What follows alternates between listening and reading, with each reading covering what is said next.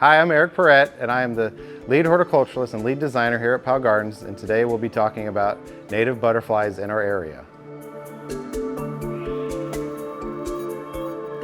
So we have 6 different types of swallowtails in our area.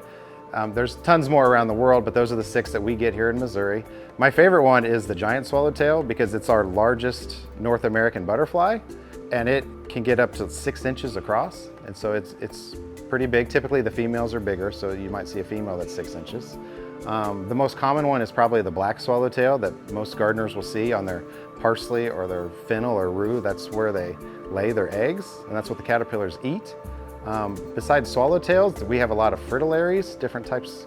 We get the migrating monarch and we get a migrating painted lady. The monarchs are obviously the most popular because they hibernate in Mexico and they have the big migration pattern from Canada all the way down to Mexico.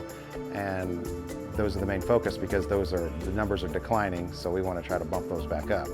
Butterflies are important because they are pollinators, just like bees, which is where we get our food from, and you need pollinators in our world to help us eat. And they're pretty to look at. If you're seeing butterflies in your yard, it means you have a very good source of nectar, and you also have host plants. Now, host plants are what the female butterflies are looking to lay their eggs on. Each butterfly has a specific host plant that they lay their eggs on that the caterpillars only eat. So you can't just pick a plant and think the butterfly is going to lay an egg on it, so you have to know your specific host plants. The black swallowtail will lay eggs on parsley, fennel, and rue, and dill.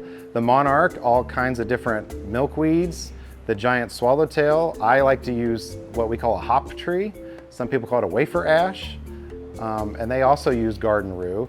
The tiger swallowtail, just to name one, likes our native tulip tree.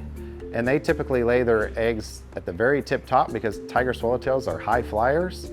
And so to know if you have caterpillars on your tree, it's just a fun fact. You might see a leaf on the ground that is in perfect condition and has no reason to have fallen because the caterpillar will sit there and chew off the petiole and the leaf will fall to the ground. To help protect the butterflies, you don't want to be spraying pesticides and herbicides in your yard. Is probably the main thing, but you also need plants that are high in nectar, and again, you need the plants that are the host plants for the butterfly.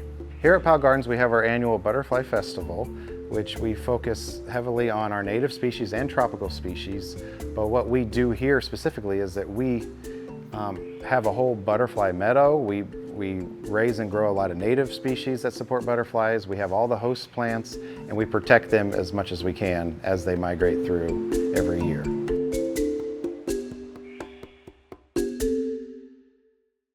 We have the tiger swallowtail, zebra swallowtail, giant swallowtail, spicebush swallowtail, black swallowtail, oh geez, tiger swallowtail.